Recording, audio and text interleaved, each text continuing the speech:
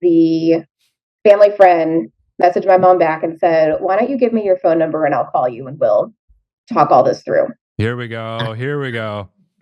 And it's the simple version. My mom called me right after, and I will always remember it. She was like on her way home, and I was sitting in my dorm room with a still odd but much less odd second roommate. And my mom said, she just goes, "Oh my gosh, Becky faked the whole thing," and this is not the first time she's faked anything like this. Oh.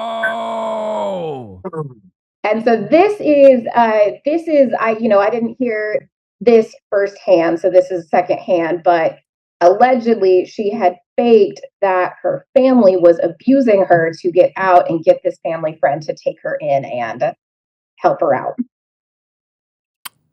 Oh my God. Okay. Holy shit. Whoa.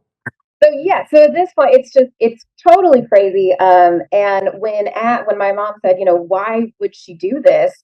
The family friend just said, the only thing that we can guess is she got bored and she wanted to see if she could get away with it. Oh, that's scary. That's like real scary shit. Yeah. Yeah, and then so really, then it was kind of funny.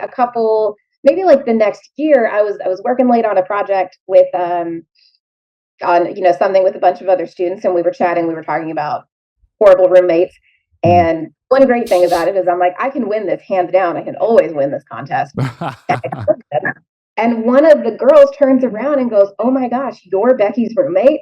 And I said, "Yeah, why?" And she goes, because Becky was a double major and everybody in the second major, she goes, "We've been trying to look for you because we knew from our perspective what was happening, but we didn't live with her and we wanted to know what it was like living with her."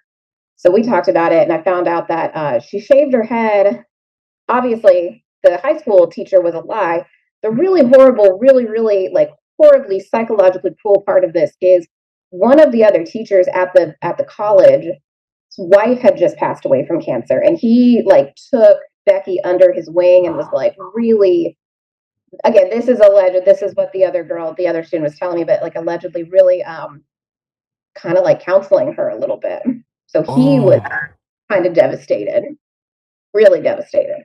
Wow, this is like, I mean, I'm so curious about people who do shit like this because there's no reason to be doing it except whatever is the reason deep inside their mind that they have decided to do it. Like there's no external reason whatsoever. Yeah, and that is kind of, again, yeah, I mean, there wasn't an external reason other than she just wanted to see if she could convince people, and she was very successful at it. I wish I knew, and the family friend didn't really divulge too much in terms of how this came about. I don't know if she saw them and that she couldn't lie to them about shaving her head and faking having cancer or what. That's what I would love to know. But the great thing about this is, like I said, I win every horrible roommate contest ever. I mean, I bet you do. One thing I want to say to Becky, if you're watching, you were wondering, could you do it? You were thinking, can I do this? Can I pull this off? Let me tell you.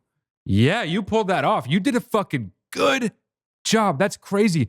I mean, planting the pamphlets underneath other trash, shaving your head and being like, no, I'm fine. The hospital bracelet, that is pretty epic, that part. Because it's like you had to get that shit.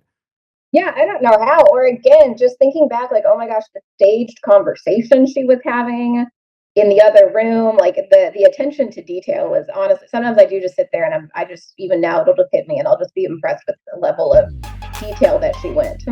Totally.